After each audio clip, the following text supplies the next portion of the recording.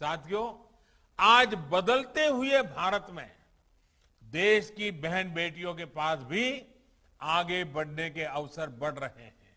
घर, शौचालय, बिजली, पानी, गैस जैसी सुविधाओं से सभी बहनों को जोड़ा जा रहा है।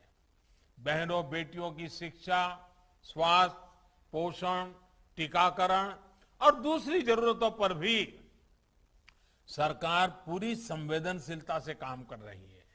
इससे न सिर्फ महिलाओं की गरिमा बढ़ी है, बल्कि बेटियों बहनों का आत्मविश्वास भी बढ़ रहा है। ये आत्मविश्वास हम खेल के मैदान से लेकर साइंस, टेक्नोलॉजी और युद्ध के मैदान तक देख रहे हैं। ये आत्मनिर्भर भारत के लिए सुखद संकेत है। इस आत्मविश्वास राष्ट्र निर्माण के इन प्रयासों को अब आपको अमृत महोत्सव भी जोड़ना है।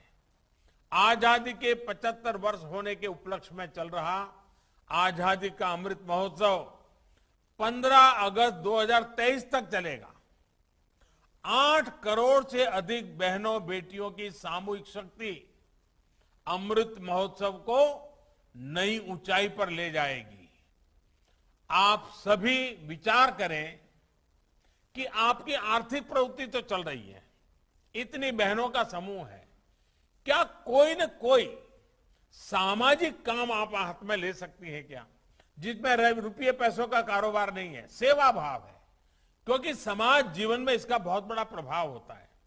जैसे आप अपने क्षेत्र की अन्य महिलाओं को कुपोषण के कारण क्या बहनों को तकलीफ आती है, 12, 15, 16 साल की बेटियां अगर उनको कुपोषण है तो क्या तकलीफ होती है, पोषण के लिए कैसे जागरूक किया जा सके, क्या आप अपने इस टीम के द्वारा ये अभियान चला सकते हैं?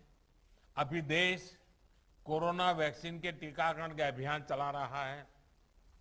सभी को मुफ्त वैक्सीन लगवाई जा रही है। अपनी बारी आने पर आप भी वैक्सीन लगवाएं और अपने गांव का अन्य लोगों को भी इसके लिए प्रेरित करें। आप अपने गांव में तय कर सकते हैं कि आजादी के 75 साल है, हम कम से कम एक साल में 75 घंटे, मैं ज्यादा नहीं कह रहा हूं, एक साल में 75 घंटे, इस 15 अगस्त से अगली 15 अगस्त तक 75 घंटे हम सभी जो सखी मंडल की बहनें हैं, कोई स्वच्छता का काम करेंगे गांव में, कोई जल संरक्षण का काम करेंगे, अपने गांव के कुएं, तालाब, इनकी मरम्मत, इनके उद्धार का अभियान भी चला सकते हैं, ताकि सिर्फ पैसे और इसके लिए समूह ऐसा नहीं, समाज के लिए भी समूह। ऐसा भी हो सकता है क्या?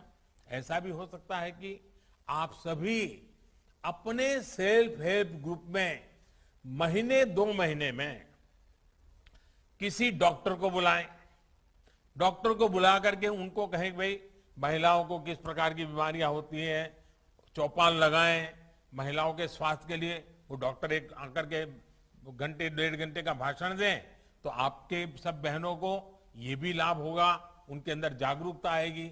बच्चों की देखभाल के लिए कोई अच्छा लेक्चर हो सकता है।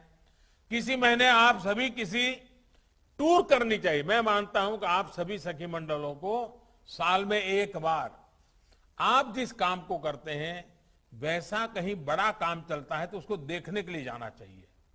पूरी बस किराए कर पर लेकर के जाना चाहिए, देखना चाहिए, सीखना चाहिए। इससे बहुत लाभ होता है। आप किसी बड़े डेयरी प्लांट को देखने जा सकती हैं, कोई बहुत बड़े गोबर गैस के प्लांट को देखने के लिए जा सकती हैं, कोई सोलार प्लांट को देखने के लिए जा सकती हैं। जैसे अभी ये प्लास्टिक का हमने सुना, आप वहां जाकर के जयंती को मिलकर के प्लास्टिक का काम कैसे कर रहे देख सकते हैं। आपने अभी उत्तराखंड में बेकरी का देखा, बिस्कुट का देखा, आपकी बहनें वहां जाकर के देख सकती हैं। यानी ये एक दूसरे का जाना सीखना, और उसमें ज्यादा खर्च नहीं होगा, उसके कारण आपकी हिम्मत बढ़ेगी। इससे आपको जो सीखने को मिलेगा वो भी देश के लिए बहुत महत्वपूर्ण होगा। मेरे कहने का मतलब ये है कि जो काम आप अभी कर रही हैं उसके साथ ही कुछ ऐसे कार्यों के लिए भी समय निकालिए जो समाज को लगे कि हाँ आप उनके लिए कुछ कर रहे हैं, किसी का भला करने के लिए कर रहे हैं, किसी का कल्याण करने के लिए कर रहे हैं। आपके ऐसे प्रयासों से ही अमृत महोत्सव की सफलता का अमृत सब तरफ फैलेगा, देश को इसका लाभ मिलेगा। और आप सोचिए, भारत की 8 करोड़ महिलाओं की सामूहिक शक्ति कितने बड़े परिणाम ला सकती है, देश को कितना आगे ले जा सकती है।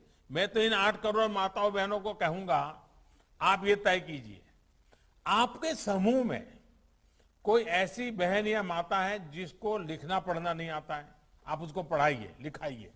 बहुत ज्यादा करने की जरूरत, थोड़ा बहुत। देखिए कितना बड़ा सेवा हो जाएगी। उन बहनों के द्वारा औरों को सिखाइए। मैं तो जो आपसे सुन रहा था, ऐसा लग रहा था आपसे भी मुझे बहुत कुछ सीखना चाहिए, हम सबको सीखना चाहिए। कितने आत्मविश्वास के साथ, कितनी कठिन परिस्थितियों में आप आगे बढ़ रहे हैं। जीवन में, व्यक्तिगत जीवन में कितने कष्ट आए, फिर भी आपने हार नहीं मानी और कुछ नया करके दिखाया। आपकी एक एक बात हर देश की माताओं बहनों को ही नहीं, मेरे जैसे लोगों को भी प्रेरणा देने वाली है।